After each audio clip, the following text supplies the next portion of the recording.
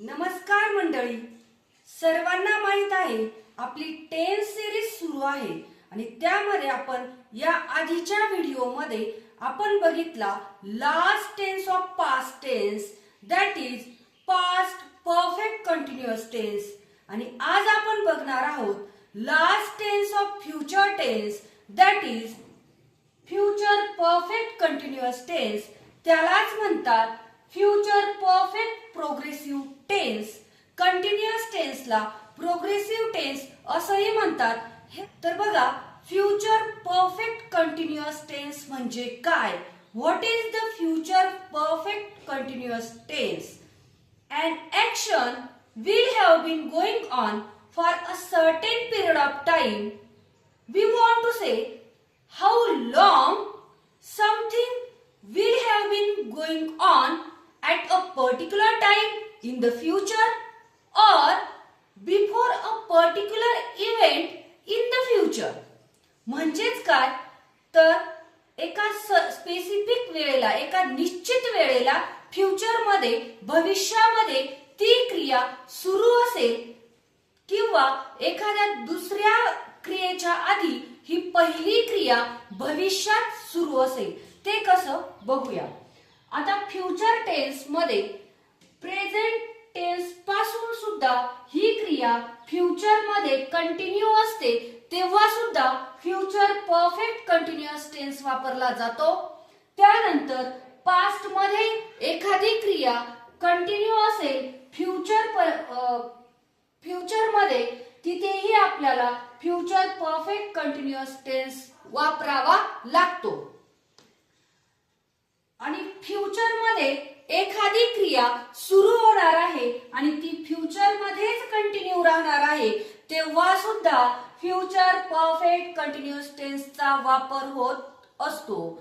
तर future perfect continuous tense म्हणजेच एखादी निश्चित वेळेला एखादी क्रिया भविष्यात सुरू असणार आहे किंवा आत्तापासून एखादी क्रिया सुरू असेल, ती भविष्यात एका निश्चित वेळेपर्यंत सुरू असणार आहे किंवा एखाद्या क्रियेच्या किंवा एखादी दुसरी क्रिया सुरू होण्याच्या आधी ही पहिली क्रिया सुरू असणार आहे, तेव्हा फ्युचर परफेक्ट कंटिन्युअस टेन्स वापरला जातो. आपण बघितलं की सर्व टेन्सला त्यांचे नियम आहेत, तसंच फ्युचर परफेक्ट कंटिन्युअस टेन्सला सुद्धा म्हणजेच चालू पूर्ण भविष्य काळ, त्याला मराठीत म्हणतात, या काळाला सुद्धा काही नियम आहेत, ते आपण बघूया.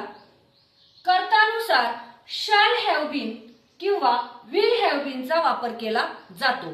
आय आणि वी या प्रोनाउनसाठी आपण शॅल वापरत असतो, परंतु सर्व कर्तासाठी वाक्यात क्रिया करणारा जो कर्ता आहे तो कोणताही असो, एकवचनी असो की अनेकवचनी असो, त्यावेळेस आपण विल हॅव बीन वापरला तरी पण चालतो.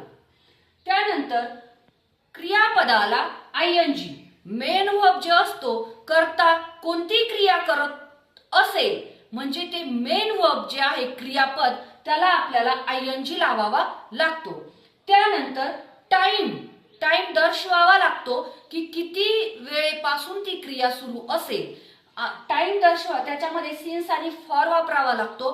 सिन्स आणि फॉर या आधीच्याही व्हिडिओमध्ये एक्सप्लेन केलेले आहेत, परंतु अजूनही आपण बघूया सिन्स केव्हा वापरला जातो, क्रिया केव्हापासून सुरू झालेली आहे, क्रिया कोणत्या पॉइंट पासून सुरू झालेली आहे. म्हणजेच काय की 2 वाजेपासून सुरू झालेली आहे, 2017 पासून सुरू झालेली आहे, 2018 पासून सुरू झालेली आहे, जुलै पासून सुरू झालेली आहे.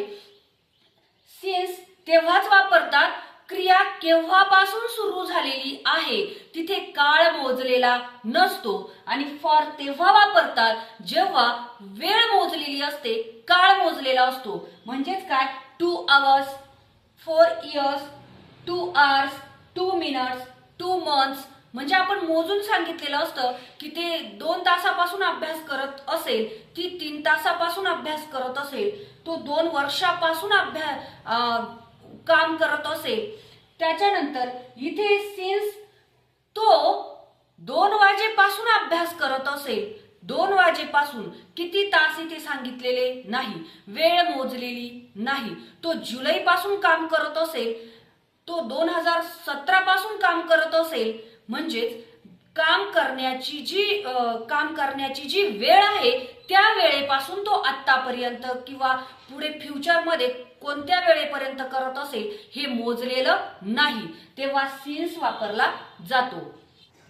काही एक्झाम्पलद्वारे आपण या टेन्सची कॉन्सेप्ट समजून घेऊया. बघा, इथे ऍट अ स्पेसिफिक टाइम म्हणजे एका निश्चित वेळेला कसं बाय नेक्स्ट नोव्हेंबर ही एक निश्चित वेळ आहे की नेक्स्ट नोव्हेंबर पर्यंत we will have been living in this house for 1 year. आम्ही या हाऊस मध्ये या घरामध्ये 1 वर्ष राहत असू, म्हणजे आमचं या घरात राहण्याचं 1 वर्ष भविष्यात कंप्लीट होणार आहे. या एक्सप्रेशन साठी बघा, नोव्हेंबर आत्ता नाऊ प्रेझेंट चालू आहे आणि आत्ता मी म्हणत आहे की नेक्स्ट नोव्हेंबर पर्यंत या घरात राहण्याला आम्हाला 1 वर्ष होणार आहे. भविष्यात 1 वर्ष आमचं कंप्लीट होणार आहे, म्हणजे क्रिया आमची इथे सुरू झालेली आहे आणि भविष्यात इथे आमचं 1 वर्ष कंप्लीट होणार आहे. म्हणजेच काय की ही क्रिया सुरू आहे. फ्युचर परफेक्ट कंटिन्युअस टेन्स तिथे वापरला जातो. एक निश्चित वेळ सांगितलेली आहे, एक निश्चित मंथ सांगितलेला आहे, बाय नेक्स्ट नोव्हेंबर, आतापासून पुढील नोव्हेंबर पर्यंत. We will have been living in this house for 1 year, म्हणजे आम्ही 1 वर्षापासून इथे राहत असू पुढील नोव्हेंबर पर्यंत. हे खूप महत्वाचं असतं. By next November, by next week, by next Saturday, by next month, हे एक्सप्रेशन्स महत्वाचे असतात. ती वेळ, ते निश्चित मंथ, निश्चित इयर दिलेलं असतं, तेव्हा हे महत्वाचं असतं. त्यानंतर 2 नंबर आपण कुठे वापरू शकतो फ्युचर परफेक्ट कंटिन्युअस टेन्स ते बघूया. बिफोर अनदर ऍक्शन, म्हणजे आता ऍक्शन एखादी सुरू आहे परंतु दुसऱ्या ऍक्शनच्या आधी ती सुरू आहे. दुसरी ऍक्शन पण याच्याशी रिलेटेड आहे किंवा नाही, पण दुसरी ऍक्शन सुरू होण्याच्या आधी ही ऍक्शन सुरू आहे. बघा, by the guest arrive, guest येईपर्यंत, we will have been cooking since morning, I will have been cooking since morning. Guest येण्याची क्रिया होण्याआधी माझं काम सुरू असेल स्वयंपाक करण्याचं, सकाळपासून मी स्वयंपाक करत असेल भविष्यात पाहुणे येण्याआधी, म्हणजे दुसरी क्रिया होण्याआधी ही क्रिया सुरू असेल त्यावेळेस फ्युचर परफेक्ट कंटिन्युअस टेन्स वापरला जातो. तर त्यामध्ये आपण बघणार आहोत अफर्मेटिव्ह, निगेटिव्ह आणि interrogative sentences of future perfect continuous tense. Affirmative sentences of future perfect continuous tense. तो 2 तासापासून वाचत असेल, भविष्यात तो 2 तासापासून वाचत असेल, तर वाक्याचा कर्ता आहे तो, ही. इथे येणार आहे विल हॅव बीन, हे हेल्पिंग वर्ब.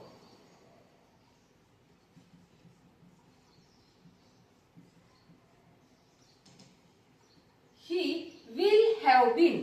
नंतर येणार आहे कर्ता कोणती क्रिया करत असेल तर वाचत असेल, म्हणजेच काय रीड, ते मेन वर्ब आणि त्याला ING, reading. Reading, he will have been reading. आणि केव्हापासून, मग वेळ येणार आहे फॉर 2 hours.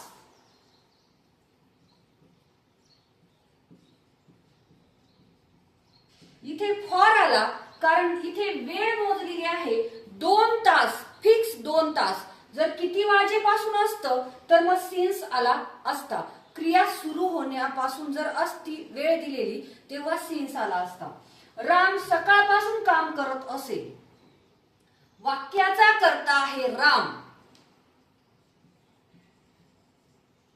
इथे आपल्याला हेल्पिंग वर्ब वापरायचं आहे विल हॅव बीन.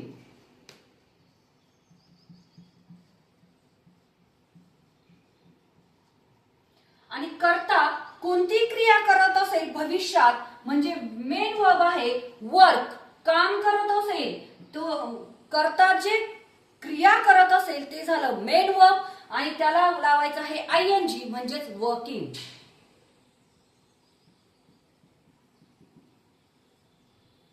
आता इथे सकाळपासून दिलेलं आहे म्हणजे त्याचा काळ किती कालावधी आहे ते मोजलेलं नाही. म्हणजेच काय, सकाळपासून क्रिया सुरू होण्याचा फक्त पॉइंट आपल्याला सांगितला आहे म्हणजे since morning.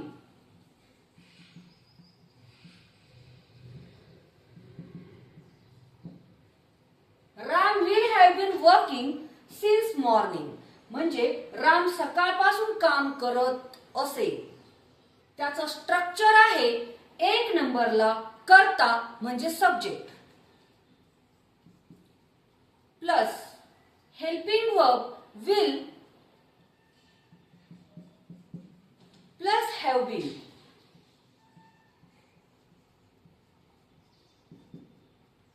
Plus main verb आणि त्याला आयएनजी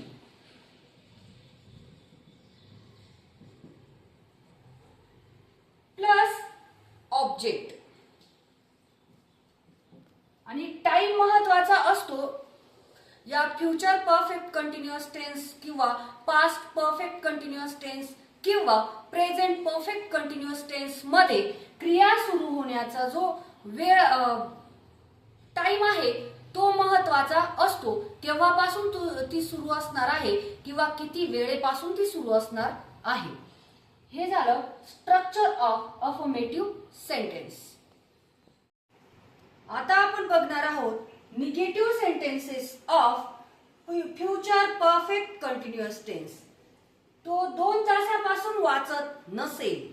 निगेटिव्ह आहे तर कर्ता आहे तो म्हणजेच ही. हेल्पिंग वर्ब विल आणि वाक्य निगेटिव्ह आहे म्हणून विल नॉट किंवा त्याचं कॉन्ट्रॅक्शन आपण वोंट लिहू शकतो. ही विल नॉट किंवा won't have been, he will not किंवा won't have been. Main verb read त्याला आयएनजी रीडिंग, रीडिंग आणि नंतर time for 2 hours.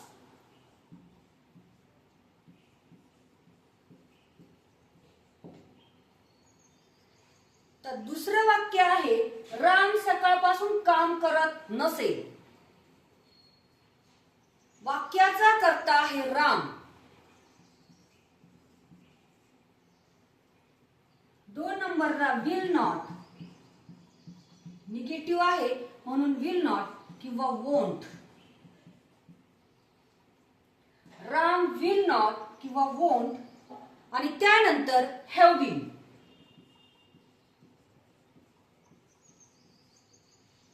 Main verb आहे वर्क, काम, वर्किंग.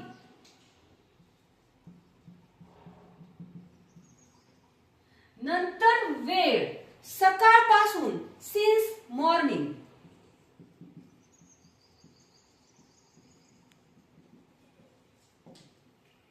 राम विल नॉट त्याचं कॉन्ट्रॅक्शन लिहू शकतो won't have been working since morning. आता आपण बघणार आहोत interrogative sentences of future perfect continuous tense म्हणजेच प्रश्नार्थक वाक्य.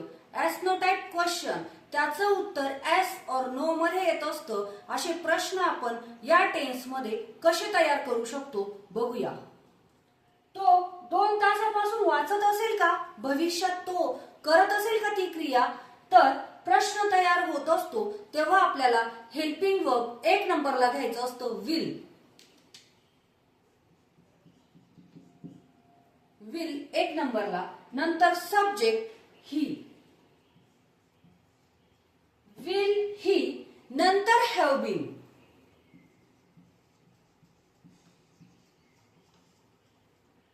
Will he have bin.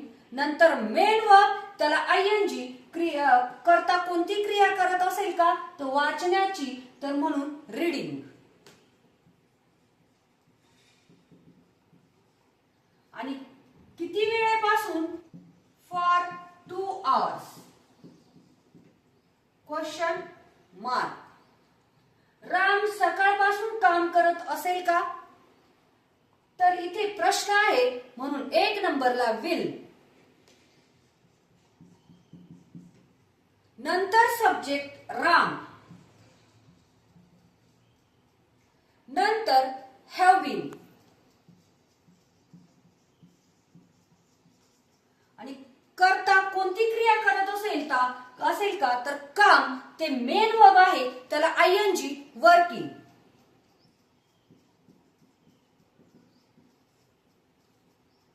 आणि केव्हापासून, सकाळपासून, since morning.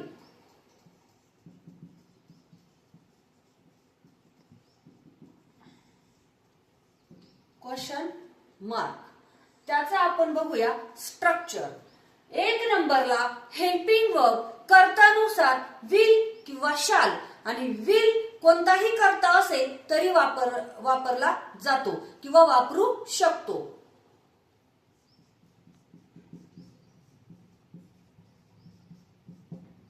Plus subject plus have been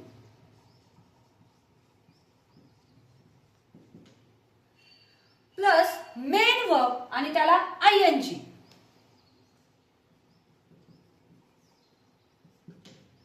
plus object plus question mark. हे झालं स्ट्रक्चर ऑफ इंटरोगेटिव्ह सेंटेन्सेस. सर्व डाउट्स तुमचे क्लिअर झाले असतील अशी मी अपेक्षा करते. व्हिडिओ आवडला असेल तर व्हिडिओला लाईक करा, शेअर करा आणि चॅनलला सबस्क्राईब करा.